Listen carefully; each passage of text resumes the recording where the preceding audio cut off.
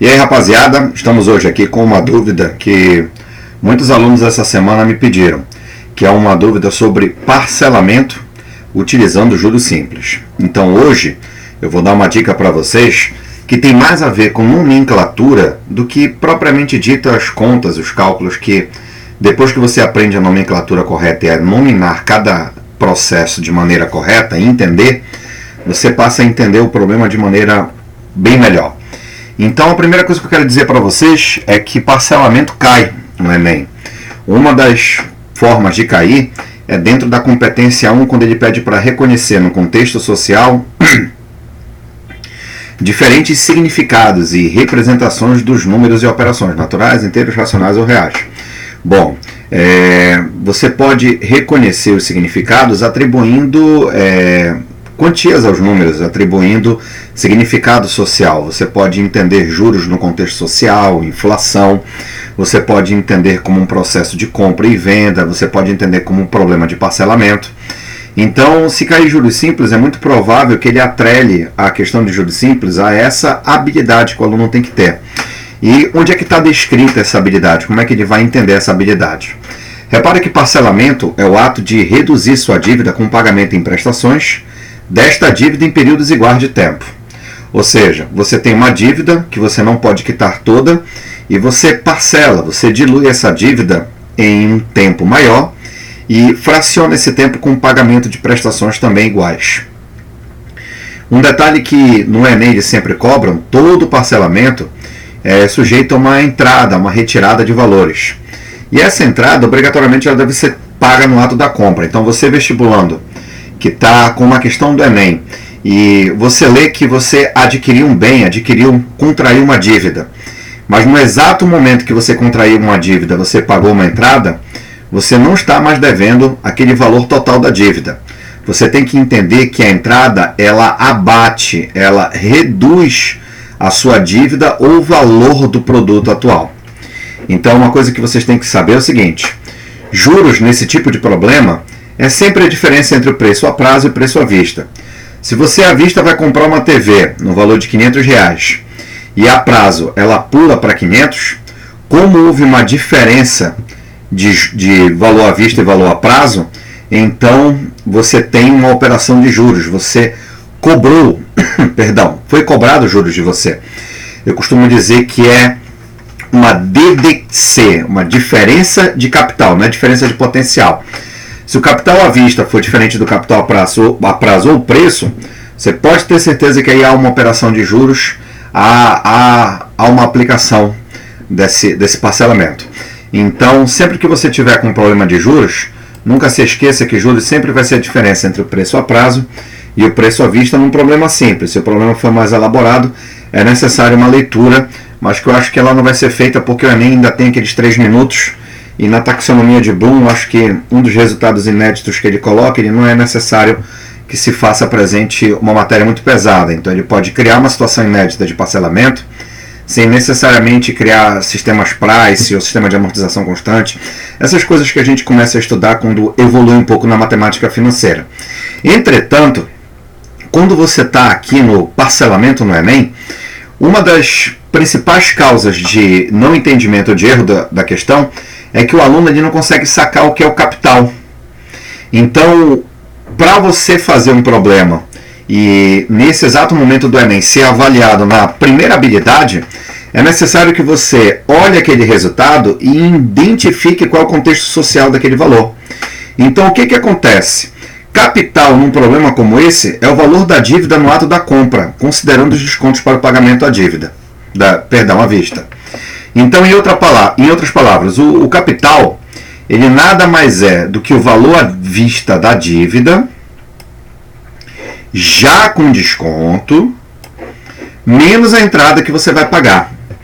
Um detalhe que o aluno do Enem tem que tirar da cabeça é que, se num problema for dado um desconto para o pagamento de algum produto na compra à vista, não é pelo fato de que você vai mudar o sistema de compra de pagamento de à vista para prazo que esse desconto vai deixar de existir. Ou seja, se num texto de uma questão ele diz que comprou que a pessoa vai comprar uma TV de R$500 que será dado um desconto de 10% no pagamento à vista dessa TV, significa dizer, e escute bem essa dica, que não interessa que tipo de plano de pagamento ele vai efetuar.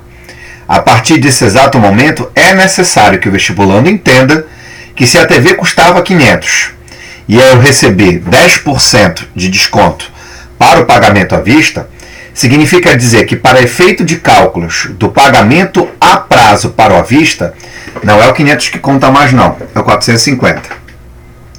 Quer dizer que se eu for levar à vista, para efeitos de cálculo para compra a prazo, eu não vou considerar mais os R$500, eu vou considerar o 450. Então tem muita gente que coloca na cabeça uma ideia errada de que uma pessoa pode dar um desconto apenas se aquele valor for pago à vista. Não é verdade. Esse desconto aí ele faz com que se mude o preço do produto. Então, para o Enem, o valor da dívida no ato da compra deve ser considerado com todos os descontos que ela sofre no pagamento à vista. Em outras palavras, é o valor de fato que você paga no cacau, no dinheiro. E por esse motivo que o capital ele tem uma importância social dentro da habilidade 1 muito importante, porque ele é chamado de saldo devedor. E o saldo devedor nada mais é do que a diferença, entre o preço à vista e a entrada. Marco Antônio, vamos aplicar isso. Vamos lá então. Uma pessoa comprou a bendita TV que custa R$900 e uma entrada de R$200 e duas prestações iguais no valor de 300 para 30 e 60 dias. Aqui eu vou fazer o seguinte. Eu vou mudar para que haja, vamos botar bem aqui, R$400 para que haja uma DDC, uma diferença de capital. Feito isso, você vai perceber que à vista o preço da TV custava 900, mas a prazo esse preço vai mudar. Eu quero pedir para você que entenda que na hora em que você parcela a compra de um produto, esse parcelamento ele não começa nas prestações. Ele começa no ato do primeiro pagamento que você efetua. E o primeiro pagamento ele tem um nome muito específico de entrada. Então, para quem vai calcular um parcelamento, ele não começa das prestações. Ele vai desde a entrada e acaba 60 dias depois, ou seja, 2 meses. Então, no parcelamento, o valor que conta para preço a prazo engloba a soma da entrada com as prestações iguais, que nesse caso são de R$400 para 30 e 60 dias. Ou seja, o valor do produto custa R$900, o valor a prazo do produto custa R$1.000, e dessa forma nós temos uma DDC aqui, uma diferença de capital, que vai me gerar juros de R$100. Tudo bem? Já o capital, ele deve ser entendido de uma outra maneira. Vamos tirar isso aqui do outro exemplo. Ele deve ser entendido de uma outra maneira. O capital, você vai sacar ele como sendo quem? Quanto vale o produto a prazo? Ou seja, se eu somar os 200 com as duas prestações de 800, eu tenho um valor que a prazo cheio custa R$1.000. Entretanto, na contração da dívida, na hora em que eu assumo esta dívida, eu sou obrigado a quitar R$200 dela. Ou seja, no momento em que eu contraio a dívida de R$1.000, já abato R$200 de entrada. O que quer dizer que ao sair da loja, de fato, eu não estou devendo mais R$1.000. Eu estou devendo apenas R$800. Então, o que é que o aluno vai entender? Esses R$800 é que realmente não serão pagos e ficarão para serem parcelados. E esse parcelamento, ele deve ser entendido como sendo o saldo devedor. Tudo bem? Tranquilo? É legal de perceber um detalhe aqui importante. Se o preço a prazo fosse igual ao preço à vista, ou seja, se aqui fossem R$900, não teríamos juros. O que foi que aconteceu aqui? Houve uma diferença de R$100. Por quê? Vamos supor que eu levasse à vista o produto de R$900. Entretanto, paguei 200 de entrada. Se não tivesse nenhum tipo de juros, se o produto custa 900 e eu paguei 200 de entrada, eu estaria devendo apenas R$700. Esses R$700 dividido em 2 vezes não daria duas de 400, daria duas de 350. Repara que aqui no texto ele já está cobrando o preço da prestação com os juros embutido, que é de R$50. E como são duas prestações iguais, R$50 numa mais R$50 na outra, perfaz um juros de R$100. O que quer dizer que a gente está no caminho certo.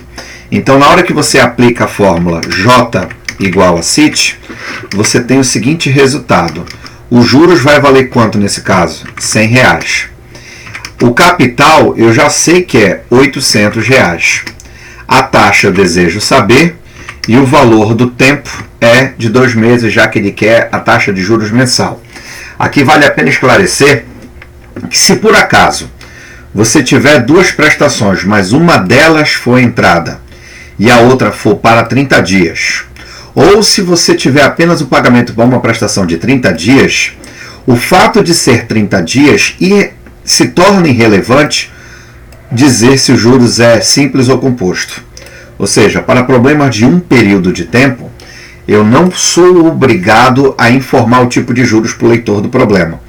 Basta que ele entenda que com um período de 30 dias ou um período de tempo, 30 dias ou mês, é irrelevante usar sistema de juros simples ou juro composto, porque exatamente nesse período, para períodos iguais a 1, o rendimento do juro simples é igual ao do juro composto.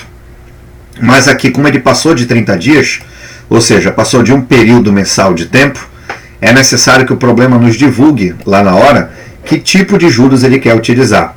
Então aqui eu vou ter 100 dividido por 1.600. Aí você utiliza a calculadora e faz aqui, olha, 100 dividido por 1.600 vai ser exatamente 0,0625. Se eu multiplicar por 100, você vai ter a taxa de juros de 6,25% ao mês. Então, I vai ser igual a 6,25% ao mês. Beleza, ao mês. Então tá aí. Se você quiser mais vídeos, se você quiser mais esclarecimentos, deixa aí o seu like, deixa que ele é extremamente importante para a gente continuar fazendo esse trabalho. Esse trabalho não tem fim lucrativo. Na realidade, essa aula aqui eu estou fazendo porque muitos alunos da instituição onde eu trabalho, eles pediram para que se esclarecesse esse fato sobre parcelamento. Mas se você tiver alguma dúvida, pode mandar para mim na descrição do vídeo, que eu resolvo para você. Você também pode me chamar no WhatsApp, 91, que é de Belém do Pará, 98454 1624. Manda sua dúvida, manda sua sugestão. Você pode pedir para eu mandar exercício para você, e assim a gente vai caminhando para que você consiga a sua aprovação. Grande abraço para você, até logo.